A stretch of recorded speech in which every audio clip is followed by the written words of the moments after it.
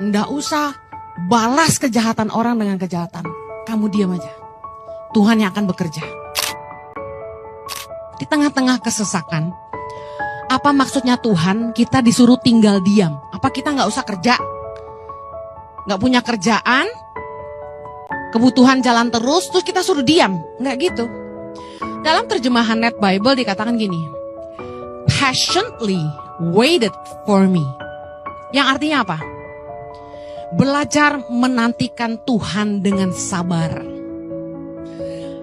Ada beberapa pengertian di sini. Yang pertama, kita harus percaya waktu kita berdoa, Tuhan sedang bekerja. Patiently waited for me, kata Tuhan. Artinya gini, sabar dong, Tuhan lagi kerja. Kita tuh apa-apa maunya instan. Tuhan gak jawab doa saya. Tuhan ini gak dengar doa saya. Sabar dong. Patiently waited for me, kata Tuhan. Sabar menantikan Tuhan bekerja. Percayalah, sepertinya masalah kita, proses kita kayak gak selesai-selesai. Tapi sebenarnya Tuhan gak pernah berhenti bekerja buat kita. Waktu saya lagi siapin firman Tuhan ini, tiba-tiba ayat ini muncul. Keluaran 14 ayat 14. Tuhan akan berperang untuk kamu. Dan kamu akan diam saja. Wow. Apa artinya? Kadang-kadang tuh masalah yang kita hadapin, kita ketemu sama orang-orang kuat, orang-orang hebat, orang-orang jahat, yang secara daging kita gak berdaya. Secara manusia kita gak mampu. Tapi kalau kita belajar menantikan Tuhan dengan sabar, menunggu Tuhan bekerja dengan sabar, firman Tuhan bilang ini, Tuhan akan berperang untuk kamu.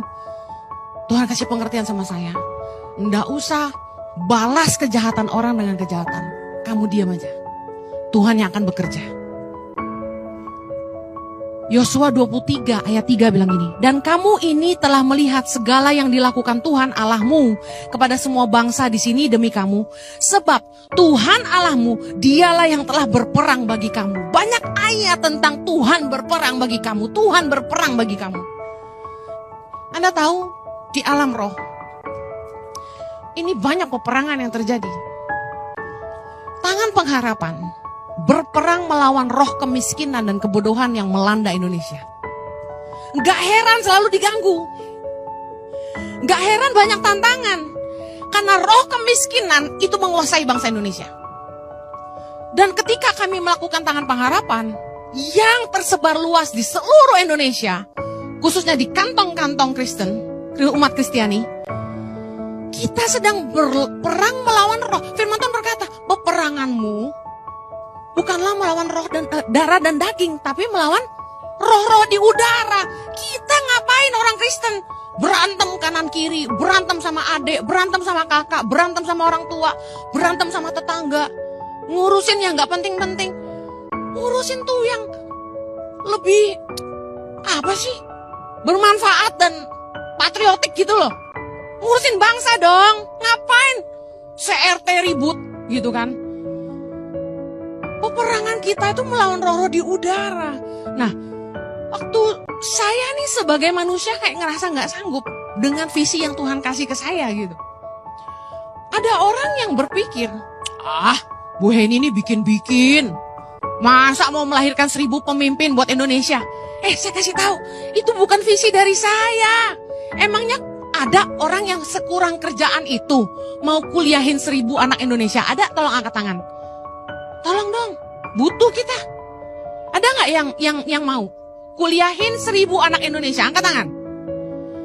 Saya nggak kurang kerjaan, nyokolain anak kandung 3 aja, ampun Tuhan. Siapa yang mau? Urusannya opo? Kita itu kalau ngadapin peperangan di Indonesia ini dengan kemiskinan, rasanya tuh putus asa. Tapi Tuhan bilang sama saya, kamu akan diam saja. Aku akan berperang untuk kamu. Amen. Amen. Kita akan lihat Tuhan. Saya kasih tahu, visi itu dari Tuhan, bukan dari saya. Henny, apa yang kamu mau lahirkan buat Indonesia? Saya cuma jawab, pemimpin Tuhan. Dan Tuhan bilang, lahirkan 1000 pemimpin buat Indonesia. Bangun 10 sekolah berasrama di Indonesia. Lalu kalau ada 1, 2, 3 anak asrama yang tidak benar, atau tidak mengabdi buat tangan pengharapan, atau bikin ulah, masa lalu visi itu mati? Ya tidak dong. Saya kasih tahu, Tuhan yang akan berperang bagi kita di tengah kemustahilan yang kita hadapi di hidup kita. Jangan takut dan gentar. Patiently waited for me, kata Tuhan. Sabar dan lihat Tuhan bekerja. Waktu saya merintis tangan pengharapan sama Pak Jojo, kayaknya tuh lama banget gitu loh prosesnya. Gak kelar-kelar. Aduh, Tuhan itu loh yang bisa menaikkan orang, meninggikan orang dan bisa merendahkan orang. Saya cuma tahu kenapa Tuhan izinkan saya dikenal di Indonesia. Sekarang gereja-gereja malah ngundangin saya yang tolak gaya. Tapi saya tahu Tuhan punya tujuan dan maksud. Dia yang berperang bagi kami. Di saat orang tutup pintu, Dia buka pintu. Amen. Kita enggak usah takut. Apa nggak sedih dengar kayak gitu? Terakhir waktu pandemi, kami didatangi orang dibilang gini, Bu Henny, tangan pengharapan hebat ya, maju ya, lancar-lancar aja. Saya bilang puji Tuhan Pak, saya begitu dapat visi lahirin 1000 pemimpin, disuruh bangun 10 sekolah berasrama, tiba-tiba mujizat terjadi. Dari kere, gak punya apa-apa, tiba-tiba kita bisa bangun asrama Pak. Terkagum-kagum sama karya Tuhan yang luar biasa. Kalau Bapak Ibu tanya saya, Bu ini dari mana? Orang ngertos aku. Saya nggak ngerti. Mujizat. Saya nggak punya konglomerat yang salaman sama saya. Saya dari PT ini, saya akan support kamu 1 miliar sebulan. Amin. Orang ono saiki. Sekarang belum ada, cuman saya amini. Amin. Tapi saya kasih tahu, tanpa jaminan dari dunia, tapi dapat berkat dari sorga, aliran dana sorga. Haleluya. Amin. Dia yang berperang bagi kita. Apapun masalahmu hari ini, bilang, Tuhan, aku percaya Engkau sedang bekerja. Dan Engkau masih bekerja. Dan aku menantikan Engkau bekerja. Tuhan itu tidak akan diam aja.